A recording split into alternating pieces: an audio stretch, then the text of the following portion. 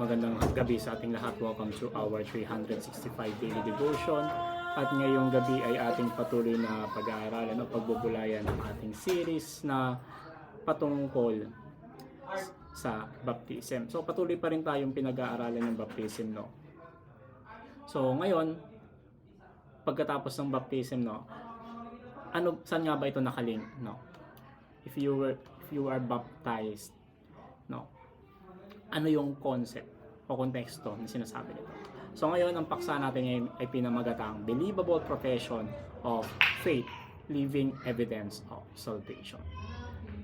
So ang konsepto natin ngayon, no, ay believable profession of faith. So sabi dito, no, believable profession of faith, it is a central component, no, of the baptistic view of baptism, which holds that only those who have given reasonable of believing Christ should be baptized. So sinasabi lang dito, no, a genuine profession of faith is more than just words.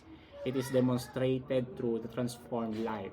This concept is central to the baptistic view of baptism, which holds that only those who provide reasonable evidence of saving faith in Christ should be baptized. A believable profession of faith reflects a new Lord, no, and a new heart, a new outcome, all of which are the work of the Holy Spirit in the life of a true believer. So basahin po natin yung talata natin na nagmumula sa 2 Corinthians chapter 13 verse 5. So sabi dito, no, examine yourselves where ye be in faith, prove yourselves. Know ye not your own selves, how that Christ is in you, except ye be reprobates. Suriin nyo ang inyong sarili kung talagang nananampalataya kayo. Subukin nyo ang inyong sarili. Hindi ba nyo nalalaman na si Kristo Jesus ay nasa inyo? Maliban na lang kung kayo'y itinatakwil na. So, ang background natin dito, no, the Apostle Paul wrote 2 Corinthians to address church challenges in the church, including questions about his apostleship and faithfulness, and the faithfulness of some believers.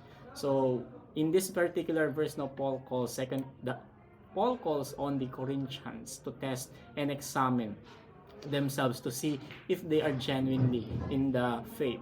No, this self-examination is not about doubting salvation, but ensuring that one's life reflects the transformative power of Jesus.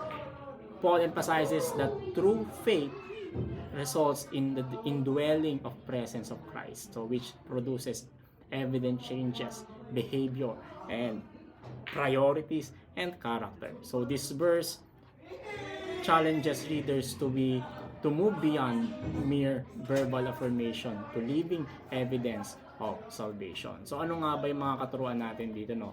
So unang katuruan natin, a new Lord, obedience to Christ. So a genuine profession of faith begins with recognition as Jesus as Lord.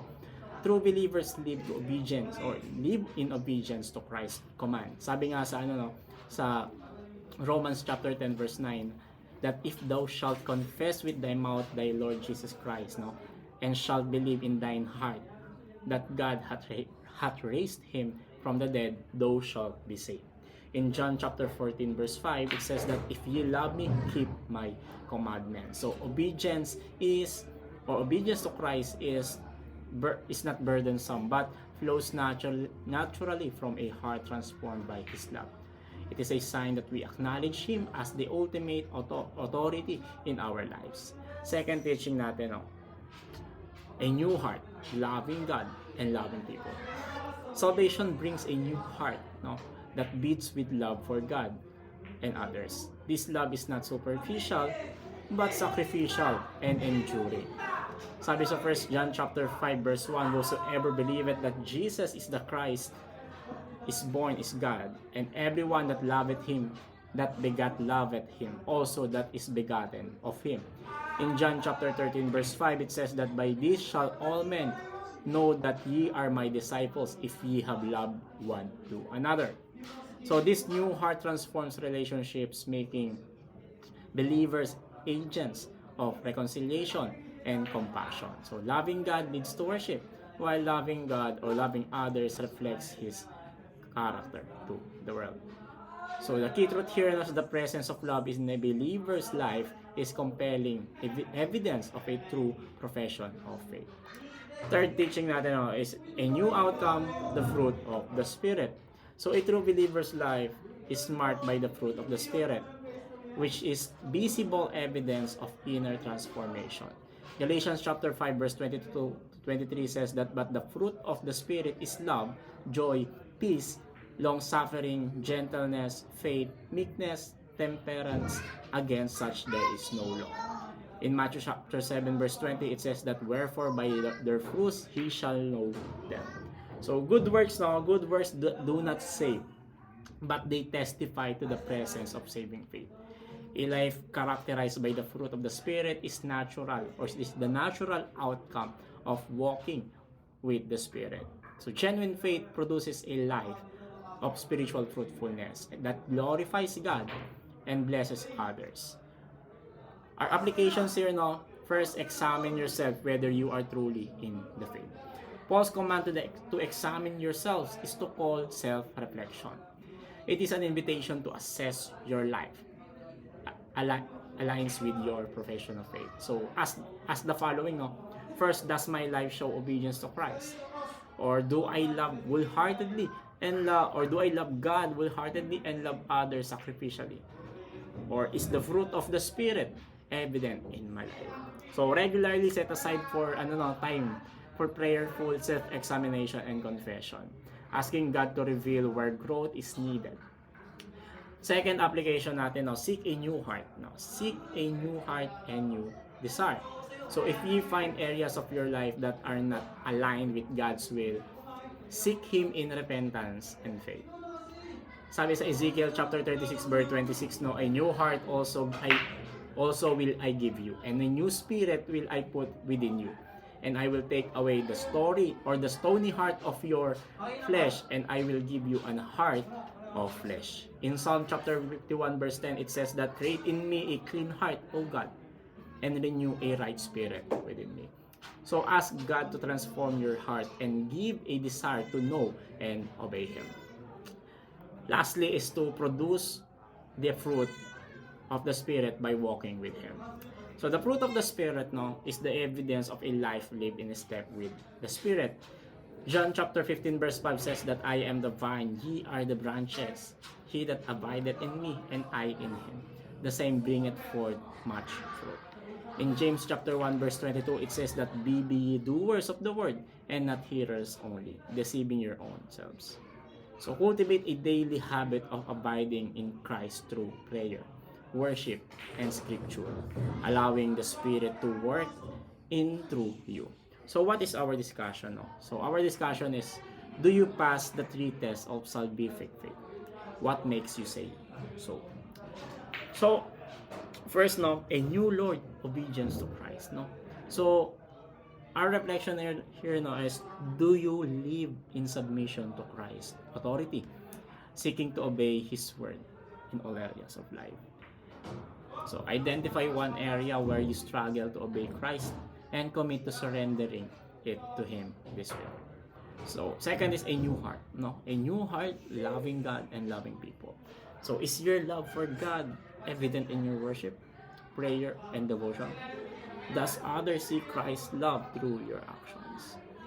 So perform an act of sacrificial love this week, such as forgiving someone or serving a person in need.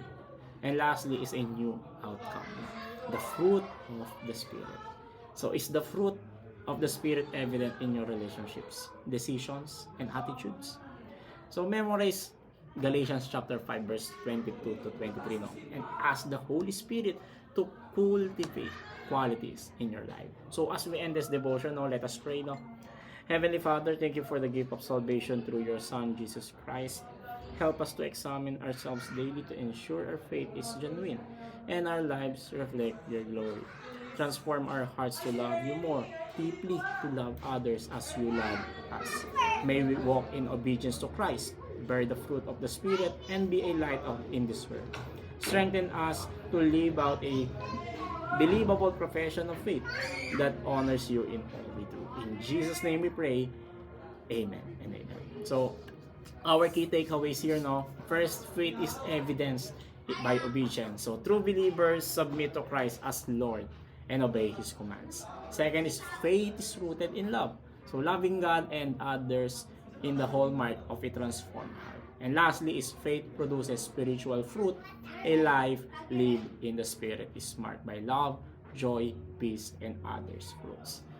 So I hope meron tayong natutunan o nakuha sa ating talakayan ngayong gabi, no, patungkol sa ating paksa na believable profession of faith. So I hope patuloy nating pagbulay-bulayan, pag-aral-aralan ang salita ng Diyos araw-araw, no, lalo ngayon sa panahon ng 2025. So let us continue to follow Christ, to deepen our faith in Christ, to edify one another. At muli, magandang gabi sa ating lahat.